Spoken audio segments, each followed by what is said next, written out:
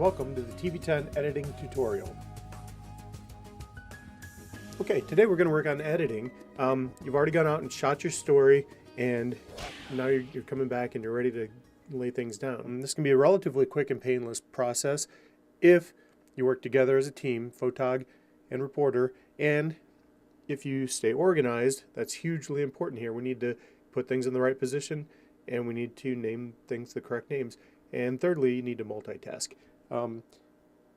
There's a lot of places along here where we can do multiple things at once, and you'll see that that will really speed up the process, especially when we have the reporter doing one thing, the photographer doing another thing. But there are also times where either of you could be doing two things at once. Okay, so the first thing I'm going to do, I'm going to take the SD card and I'm going to put it in the card reader that's just in the USB drive in the front of the Mac, and you'll see that it pops up here, Untitled, and you'll notice if you're using one of the small cameras, there's an extra folder in here that would say DCIM. But either way, go to the private folder first, and then you can just go all the way across the top here and keep clicking, and you'll get to the point where you see all these clips. This is everything you shot. It's everything that you just shot. They should all be there. Now, I can select all these photos, and I'll show you. I'll drag this out a little bit in several different ways.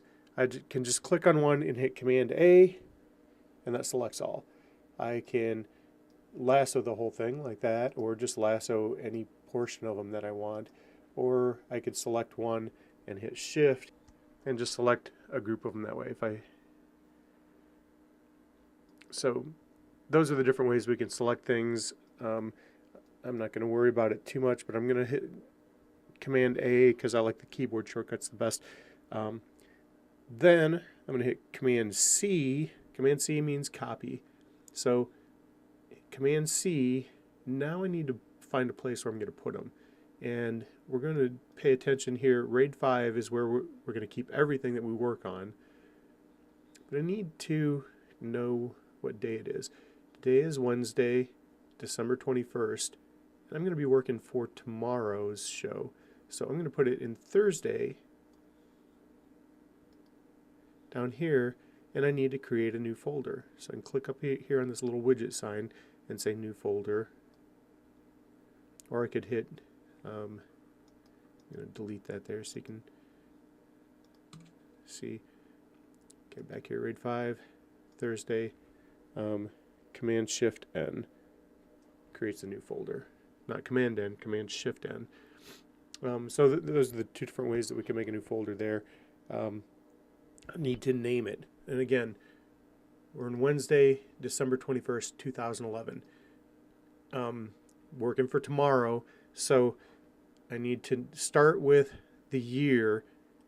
And the reason we start with the year is because these go in alphanumeric order. So if I started with the month first and put the year at the end, when the new year starts, everything would get out of order. It would go back to 1 with January at the top, and all of the stuff from November would be at the bottom. So we want to keep these year first, and then month, 12, and as you can see, December, that's the 12th month, and 22, that's tomorrow's day, because today is the 21st. Okay, now, we're not done yet, because we still need something to identify it. There will be several stories that would be done for tomorrow. Now I need to give it a unique identifier. And when you come in, every story should have a number on the assignment board. And in this case, the number is 07. So I'll type 07. And we're still not done because, as you can see up here, these all of these folders have a name with them. We don't want to ever leave spaces in anything that we're working with here. So I'm going to hold Shift and the little hyphen button to do an underscore. And the slug on this story, which is up on the board, and you can always look on the board, is teacher's stress. So TEACHERS,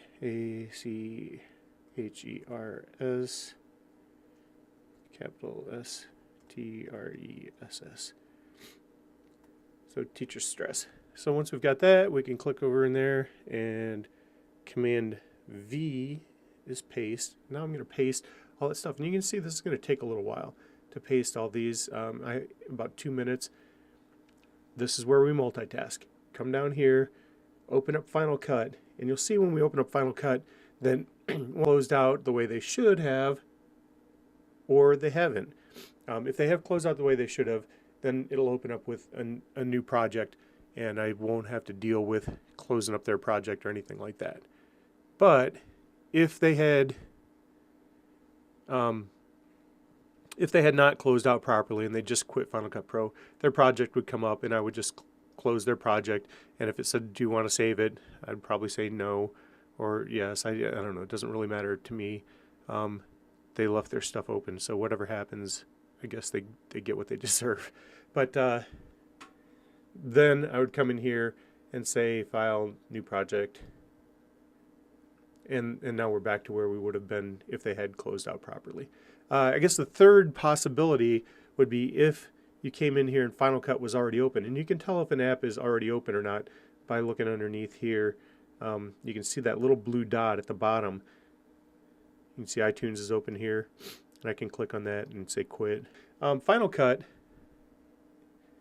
if it was already open when you came in, you would definitely want to close it because you'd want to quit Final Cut. Even if you came in and you don't see Final Cut here, you want to check here and see, because Final Cut could be hidden. You just want to check and make sure if it is open, you want to close it, because what will happen if Final Cut stays open too long, it loses the ability to save to the RAID, and you wouldn't want to get into your project and work on it for a while and not be able to save it, because then you would cry. No, seriously, if you got to that point, there's a lot of different things that you'll run into over the course of the semester or the course of the time you're here at TV10 that will have a problem. All of our books and our editabays, the training manuals, have a troubleshooting guide in them. Oh, did you hear that click? That means that our files have finished transferring, which is okay because we're just about ready to deal with that. But look in the troubleshooting guide. If you run into any troubles, look in the troubleshooting guide and just see that particular problem. If you can't save your file to the RAID, that's the very first question on the troubleshooting guide. Okay, so here, before we transfer any of our files, and we can see now, RAID 5, Thursday, 11/12/2207, teacher stress, all of our stuff is transferred over here. Right now, I want to eject that SD card, and I'm going to give it back to the photog and say, hey, run this down and put it in the camera right away. Do not leave your SD card in the edit bay because that will get you in trouble. Okay, now we are not ready to drag our stuff yet because we haven't named our project. If you look at this project, it says up in this tab up here, it says Untitled Project 2. That's how you can tell your project. Also, we haven't named our sequence. So we need to do that. We can either say File, say Project As, or we can hit Command-Shift-S. I like the keyboard shortcut, so I'm going to hit Command-Shift-S. All right. We don't want to work in something called Untitled Project, so I wouldn't just save it as Untitled Project 2. I am going to name it exactly what we named our folder. Do you remember what that was? 11/12/2207, except I'm not going to put the slug in there. From now on, everything else I need doesn't have the slug, just this number. Okay? So I will save it as soon as I put it, not just randomly save it anywhere. I'm going to put it into my folder, save it there, and I'm going to name my sequence. If I click once here, nothing happens. I click again, you see that sequence turns blue and I can just start typing. I don't have to go in here and backspace. That just wastes time. Click in here and type 11/12/2207 and hit the enter key, and then I'm ready to go. Okay, I'm ready to put my stuff in here, and you'll see that this part is not slow like the other part was. I'm going to click on that bottom one and hit shift, and that's that selects all the ones I want, and I can just drag them over there. Now, if I were in here and I hit Command A and selected them all, now I've got my project in there. And that's not going to really hurt me, but as you can see, if I drop it over here, boom, it drops in file error. Uh-oh, I screwed up. No, I just hit OK. And all that's telling me is you can't put your project into itself. You can't put a project over here into this browser window. And by the way, as I get into Final Cut, we should mention this window on the far top left is called the browser window. The next window over is called the viewer window, and that's where we'll see clips before we edit them into the timeline. To the right is the canvas window, and that's where we'll see our stuff after we've finished editing. And down here on the bottom is the timeline, and this is where we'll see a representation of what our tracks look like. And you'll see the different tracks down here. We've got video 1, audio 2, and then we've got audio 3 and audio 4. Right now, at this point, we're not going to really use audio 3 and audio 4.